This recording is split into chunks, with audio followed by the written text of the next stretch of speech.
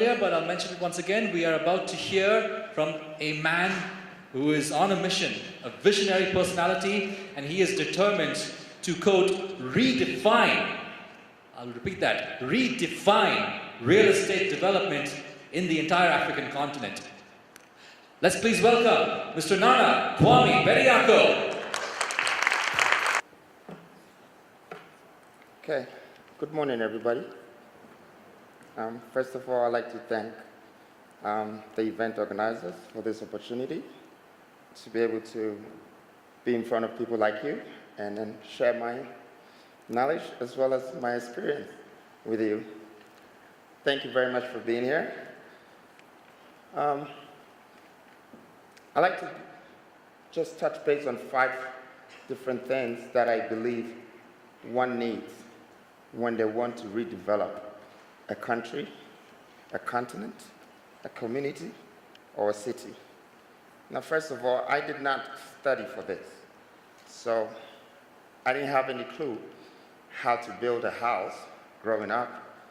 But then when I decided to do so, I realized that what I can learn from nature, it's much more stronger from what I can learn from either school about development, because it's very natural. And I like my first topic that I picked to strictly be about development. I simply see development as tailoring a lifestyle that is economically sustainable and suitable for people. Ooh, thank you. This was very bad. I had my other half open. Thank you very much. It was the lady that showed me that. Hey. Thank you. Basically, we always want to develop, but we don't seem to pick the main things that make development become essential. And one of the things that I learned about development is just the location. That is the first thing that has to come to your mind. The location. Is it suitable for the development? If it's not, maybe you have a good plan to develop low-income houses or an office space, whatever. But if the location is wrong, the development would not be successful. So it's very important that we always think about the location. So where I stand in Africa, I look at the location, I look at the area, I look at the people, I look at the lifestyle that I want to sell to these people. Then I think about the development. These are some of the values that comes out of development, which is heritage, national value, residual revenue, multinational tourist activities. This is a platform that creates employment. It's quite interesting when one development can attract a multinational group of people to come together just to make that one building happen, like what you see on there. It's one of our developments. Number 1, we had to put architects from Spain, engineers from Portugal, and then suppliers from Italy, Portugal, and Spain, and then local developers from Ghana. So when you look at the numbers involved with one development, it entails a lot. And I think this is something that is a great opportunity for Africans to look at and take advantage of development, because we have a lot of room to develop. Then the second thing that I would touch base on is city and property management. This is a very interesting part of us developing Africa. We cannot forget one thing: our town planning, our master plan for the communities and the cities has to be suitable again and sustainable. So I always thought that since I found out the best things that can make a development become more successful, I had to find the other thing that came with it, which is city management. You know, I have a company called Belfast, and I didn't know that there was so much revenues that we can create within the development, within the community, within the town planning of a country. You know, you make money from traffic lights, you make money from car parking, you make money from service operators. In fact, one of our developments that I didn't know how I was going to manage the building. You know, it's 108 apartments, and now I sat with my team and I said, why don't we get international service operators to operate this building. So we ended up having 7 international service operators, on one building, wanting to operate it. Then I realized that this opportunity, it's also in some part of Africa. There are service operators like Marriott, like Accor, and all other companies, some of them are here, who are very much interested. Oh, excuse me, sorry, this is my phone.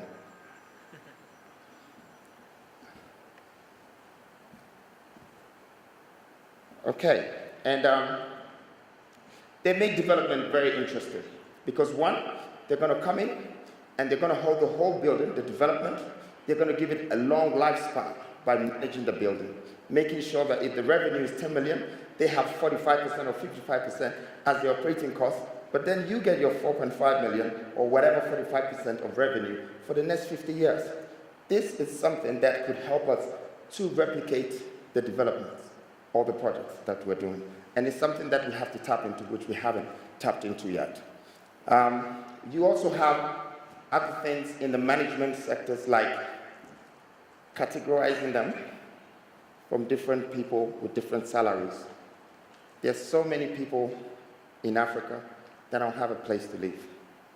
There's a lot of deficits. In my own country, it's over 1.7 million, which it makes more sense for me to be a developer because I definitely know that I have a client somewhere. But then I have to create a platform. I have to be able to create some sort of credit platform, some sort of management platform to be able to control these people.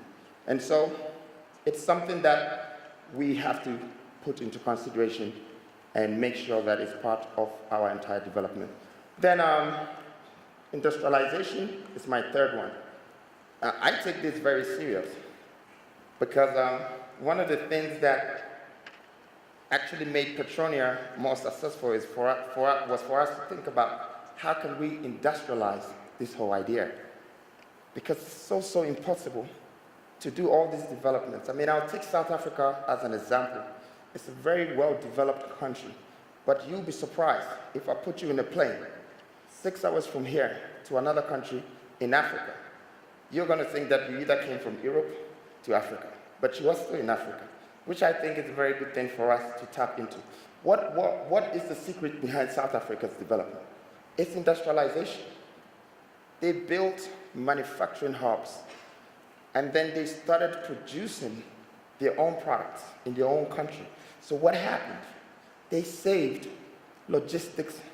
They saved from logistics, and then they saved from other things that would be part of the developmental cost, especially construction costs.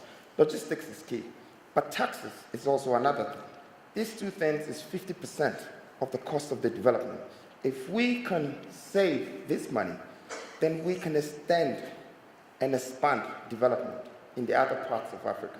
So I always use South Africa as a great platform for some of us developing Africa or developing our countries to follow the structure, the things that they did. This is also to the retailers and the architects and all the other people that are involved in development. Where is our industry? We don't have one in West Africa, in East Africa. People are scattered all over. I had to put a team together to be able to have a total concentration on development. And now I've realized that my gap, what I'm spending most money on, is what I'm telling you. I'm spending money on logistics. I'm spending money on taxes. I'm having to import everything. Now I know South Africa is a great place for me to tap into because when I do my research, it tells me that logistics is even 4 weeks or 3 weeks from here to any part of Africa. So you're already saving 1 week. So it's a lot of time. And then the second thing is that they can actually start putting plants in other African countries to be able to replicate what is in South Africa in other African countries. It's a great opportunity for us to take advantage of. Talking about other people that we're buying from, some people are here, Porcelanosa. I buy a lot from Porcelanosa. I buy a lot from some of the companies that are already here. But I always believe that it would be much easier if they had some sort of plant, also, or even if they were part of a manufacturing hub in West Africa, they will be supplying the entire terrain. So industrialization is key in development, and I think we should always keep that. Maybe I'm going to talk a little bit more about innovation. Development, it's only successful if it's functional. It doesn't make sense if the functionality is not there. And we need to be innovative. Today, we're very lucky to be in a new world where construction is getting married with technology. It's a great opportunity for us. It makes it so easy. I know some architects that can make buildings from a beer bottle. You know, there's so many innovative ideas for us to save cost in development by using technology. And this is something that maybe I'll refer to the panel that was here before when they were talking about, you know, green development and all these other things. It's just the time. We cannot escape or cheat nature. We just have to go with it. Technology has kicked in, and it's going to help us to fill the gap that needs to be bridged in Africa in terms of development. However, we have 4 continents on this planet, and the 3 are already developed. There's only one left. It's Africa. For me, I see it as a great opportunity for me and you. Everybody that is here is looking for one thing out of their business. They want to be successful in what they do. But being successful is just a matter of adding value to other people's lives. And I'm here to do that, and I'm sure you're here to also do that. And that connection of us merging together is going to help us to come up with more innovative ideas that will create efficiency. Where can money be made in development in Africa today? It's the speed. Because, like I said, my country alone is 1.7 million deficit. If you put the whole of West Africa, you're talking 20-something million. How can we develop it in 5 or 10 years? The only thing that will create revenue for all of us is that efficiency that is part of this. Am I still on innovative? Innovative ideas. Oh, this is my last one. It's fast. 20 minutes is gone. Now, gentrification. It's something that a lot of people haven't actually looked at. Like I started from the beginning, that when it comes to development, it's simply based on the location. Now, there are some locations in Africa that are so useful and so profitable, but it's occupied by the wrong crowd. And gentrification simply means creating a resettlement, moving one community to one place, and then demolishing everything and redeveloping it again to create a suitable development for a particular targeted audience. This is need in development. Gentrification happens more, or it occurs in America, South America, and North America. But I think Africa needs it, as you can see. We have a lot of slums. We have a lot of places that have so much value, sitting right next to the coast, sitting right next to a river. There's a coastal transportation that will create thousands of employment. But then we're going to leave people sitting there, struggling. They're getting sick because it's not well done, it's not well developed. And all we have to do is to create a good development that is suitable for that particular people, and then become the owners of that particular space and redevelop it. They call it acquisition as well in real estate. Acquisition is key. And you all know in Africa, to own one land sometimes it's like to buy 6 families. You know, it's quite difficult, but it's something that we have to take it serious. We have to find a way to be able to compromise with all these people, to be able to negotiate with them and come to a mutual understanding and start to buy these properties, redevelop them, create businesses between us, the foreign, the multinational companies. I have one good idea that when I realized in 2012 that the Western was fully developed, they were at the edge of saturation.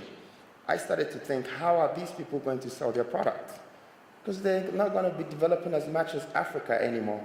So I have to situate myself here to those who are here who want to sell and who want to do architecture. I'm here. That's what I want to do. I want to buy from the Western. I don't want you to lose your money on stocking your goods. There is a room here to develop. We just need to have that mutual understanding of how to do business, how to merge, and how to create a functional development that is needed within the African continent. And so, these are my 5 topics that I spoke about: development, industrialization, city and property management, innovation, and re-gentrification. This simply means you have built an industry that thousands and millions of people would get employment from, and also would have a lifestyle from. They will be able to live, they'll be able to work, they'll be able to play, they'll be able to pray. They'll be able to do all the 4 or 5 things that society needs. Some people might call this business. I call this enterprising for society. It's needed. Thank you very much for your time, and I hope my knowledge works. And I'm looking forward to work with people like you. And any opportunity, let's discuss it. I'm here. Thank you once again.